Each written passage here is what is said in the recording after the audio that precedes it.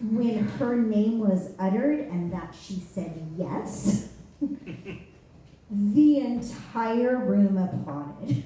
And it's kind of like getting the white whale in the room, right? Like this person adopted a bunch of kids and already has a full-time job and like is a part of the community. And so to get her on this stage is like, holy shit. So let me talk to you about our featured storyteller tonight. Writer, podcaster, educator, and preacher are all pieces of Erin Robinson Hall's vocational life. She enjoys designing programs, curriculum, and experiences for people that invite imagination and spiritual formation. Erin is a third-generation Baptist minister. Although her grandfather would not have approved of an ordained woman pastor, he would chuckle and nod at how Erin finds ways to be a part of any good trouble she could find. To advocate for those who need an ally, Reverend Dr. Hall is a graduate of Samford University, Candler School. Holy shit, did I even read this? Candler School, I read none of this. Like I was like, she's badass. Now I'm reading it. Candler School of Theology at Emory University and a graduate of in Columbia School of Theology.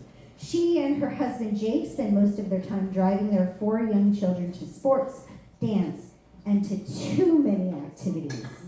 Erin is an avid reader and a part of the best book club in all the world, a group of Macon women who have been gathered for many years. Locally, Erin writes a column in Macon magazine called Cups and Water and about spirituality and how we are more connected. Wait, I did not read that right. Can I start again on that sentence? Is it okay? Yeah.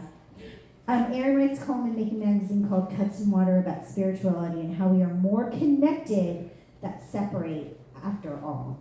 Please welcome the beautiful, the illustrious Erin Robinson Hall to the stage.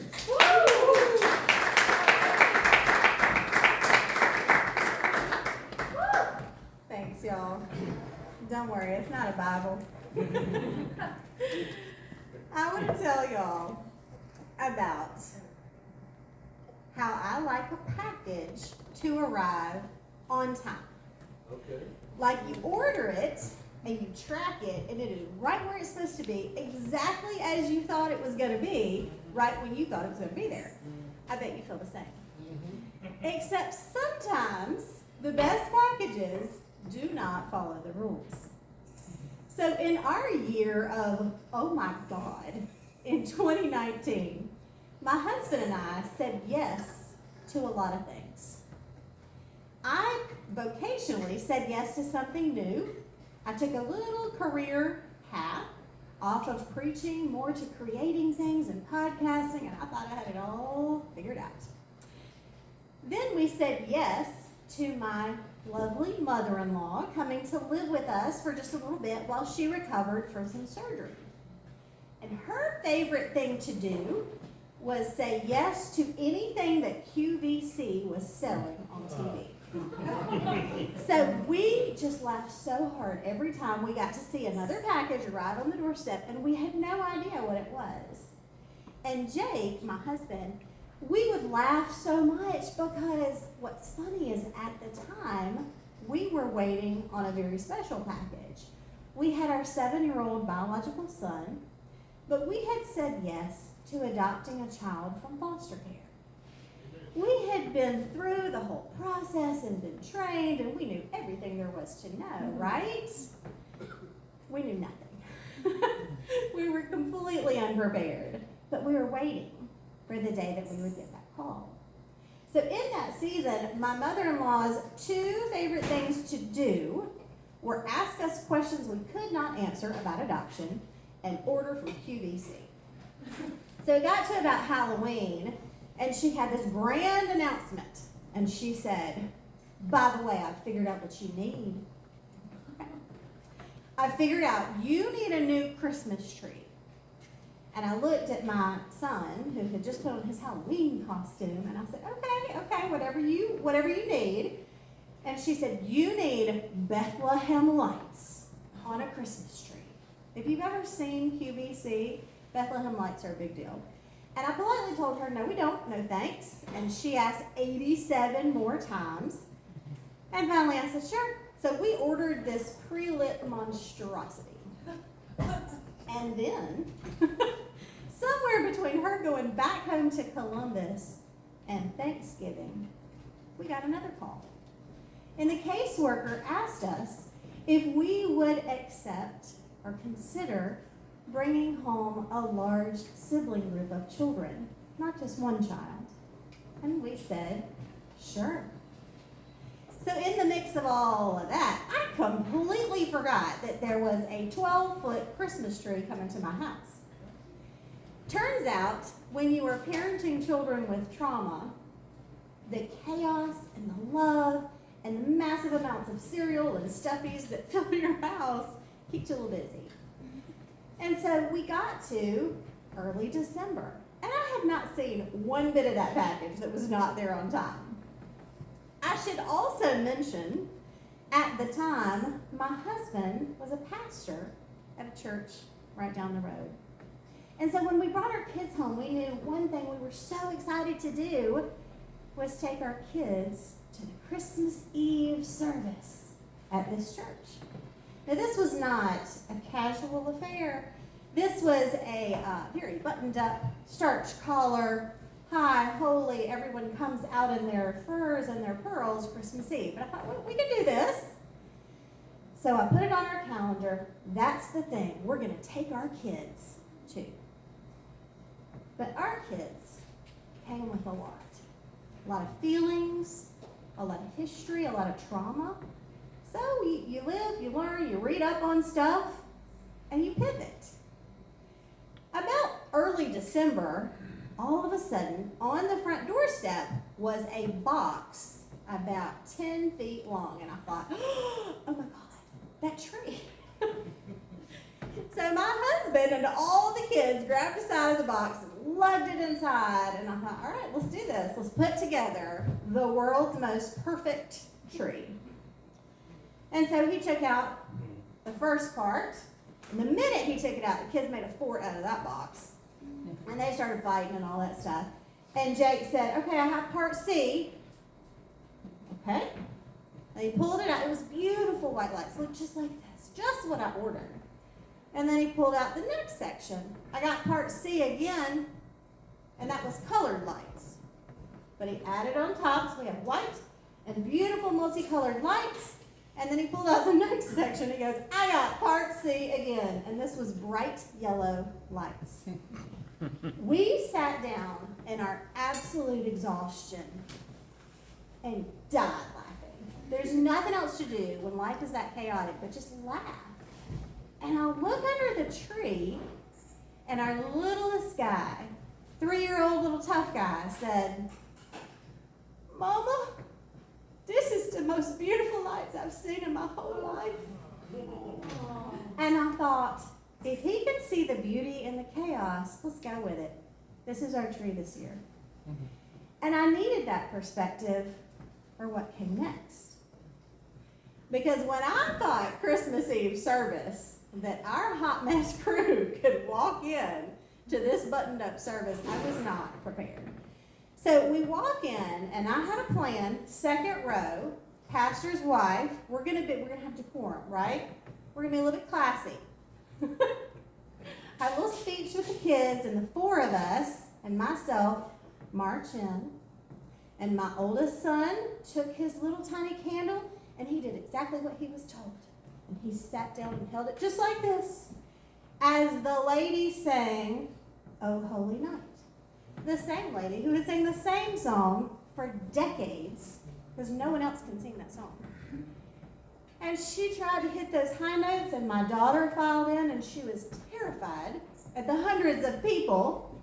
But she took her candle and then stared everybody down. And my little bit came with me. And this child heard music going on, and he thought, okay. He walked in with his candle, and he starts bopping. But he decided to sing along to "O Holy Night" with his favorite song that he brought to us, and it went a little something like this. Hey, big booty! In the middle of Christmas Eve. And I didn't die. And I just said, it's okay, it's okay. And then he starts crawling up my arm and saying things like, what's that smell? Who is that? Who is that? And then he found somebody who did know.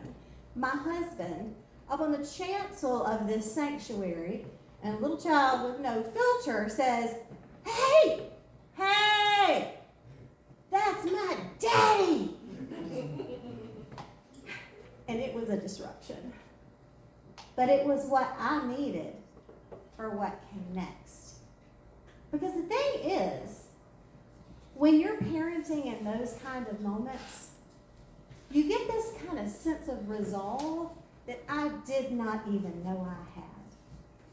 Once you have been under a kitchen table and held a child who is shaking with anxiety, once you have rocked your child to sleep after a nightmare because they know real monsters, once you have sung to your child to let them know that you are good and not bad, you are beloved and not forgotten, everything that is less authentic than that just falls away. I know that's right. I know that's right. I know that's right. And once you have stood in a space and enlarged in ways that you could not even imagine, anyone that asks you to fit in a smaller frame does not get power over you anymore. But the thing is, once you don't fit, the security you had and the systems that you were upholding fades away too. And our sense of security and sureness in church faded away. Church became a complicated mess. And my husband and I had to figure out, where do we go from here? Because the problem was the belovedness we kept claiming for our children, we also claimed for our neighbors. And we also claimed for our brothers and sisters who were black, who were LGBTQ, who were trans in this town, and we were told it's too much. We didn't fit. And so we made a decision. We stated the truth. This is not the place. And Jake decided it's time to resign. And he did. And it was right. But then the question is left, how do you tell your children? What do you say to these children who trusted? Well, how do you tell them that their prayer buddy, their Sunday school teachers, had pushed your family to the point where they could no longer stand in integrity? You don't say that. We protected them from the conflict part, and we decided we're going to do this with a little light. So on a Thursday, when nobody was in the building, we decided, let's go. We're going to explain it to them in this way. I got a huge pillar candle, and it was August that my husband dug out those same Christmas Eve candles. And he gave each one to the children. And we decided to have a ritual of walking to their spaces, their playground, their Sunday school class, their sanctuary. And we said, we're going to stand in this moment and light a candle and let you name what was good. Because what was good is what we carried. And they lit these candles, and I tried to breathe. And I watched my oldest son. He took a marker, and every time we passed a whiteboard, he would write, LJH was here. Logan was here. And I went to him and I said, buddy, I get it. You want to know that your presence mattered here. Me too. And with that, I made them a promise. We sat on the floor of the sanctuary, just our family. And Jake and I made them this promise.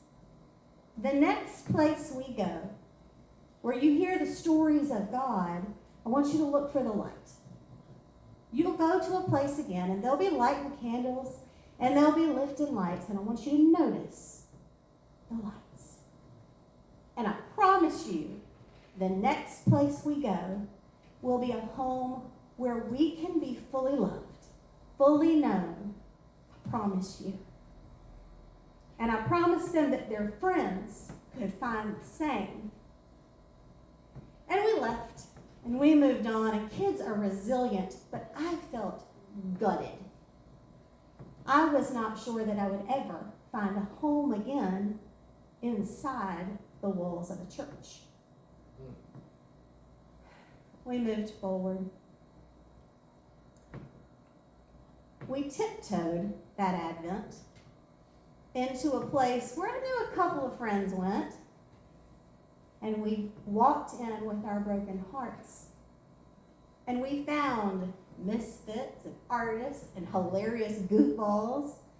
And we found a place where no one blinks an eye if one of my sons needs to lay beneath the pew because of his anxiety. We found a place where my littlest one can wear his glitter headband and cowboy boots and take up the offering, and nobody blinks an eye.